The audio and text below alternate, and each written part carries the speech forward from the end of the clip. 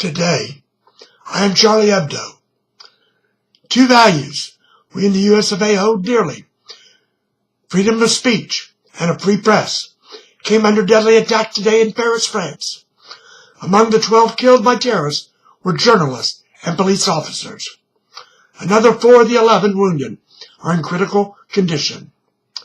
We as Americans too often take our free press and freedom to speak our minds for granted.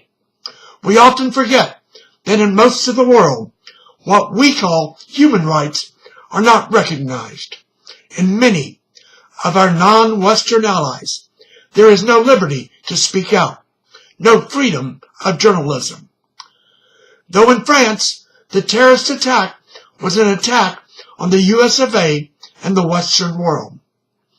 There are those throughout the earth bent on plunging us back into the dark ages of ignorance and enslavement.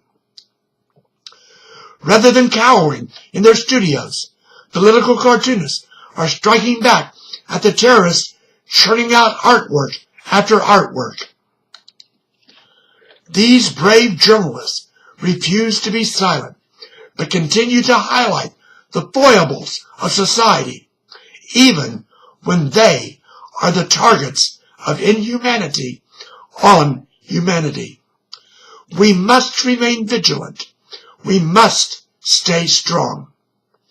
While the tragedy in France is definitely worthy of headlining news broadcast, both here in the US of A and throughout Europe, terror attacks such as what happened today when satirical magazine Charlie Hebdo was attacked by apparent Muslim extremists.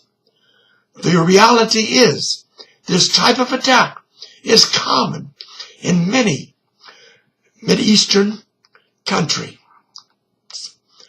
Most have probably not read nor seen where a terrorist attack in Yemen Tuesday left 31 dead. This is not a rare occurrence in Yemen or Pakistan or Afghanistan. This happens all the time. The fact that the terrorists targeted journalistic enterprise in Paris makes it more real to most of us. We rightly feel the attack was on all of us in America and Europe. Terror is terror, whether the attacks are in Western countries or Muslim nations or Asian lands.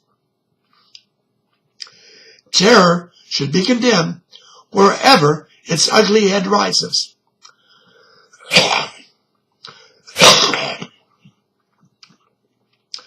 Most disconcerting today is the lack of comment from leaders of the world's Muslim countries. The silence is thundering volumes. To their credit, the large French Muslim community and some of their religious leaders are condemning the attacks. These French Muslims are standing in peaceful protest today with their fellow countrymen and countrywomen. They are not giving quarter to extremism. Unfortunately, it appears kings, sheikhs, emirs, presidents, and prime ministers in Muslim-dominated lands are too afraid of reprisals to condemn the acts of terror committed in the name of Islam. Though often they say that most of the Muslim population is peaceful and do not condone the actions of those who corrupt the Prophet's teachings.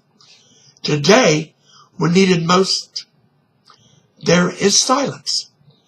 This should be as no surprise.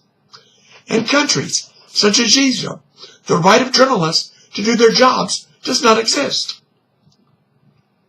Recently, reporters for Al Jazeera were sentenced to lengthy prison terms for daring to do the job of the press and report on what was happening on the streets and in the squares of this American ally. A silent night may be ahead, but it is an unholy night. when freedom is attacked and murder is acceptable or at least tolerated by too many in Muslim countries. From the cornfield, it is time more moderate Muslim national leaders speak out. It is time to tell the extremists they are not living by the principles of the Prophet. It is time Islamic religious leaders excommunicate those who would corrupt the Quran.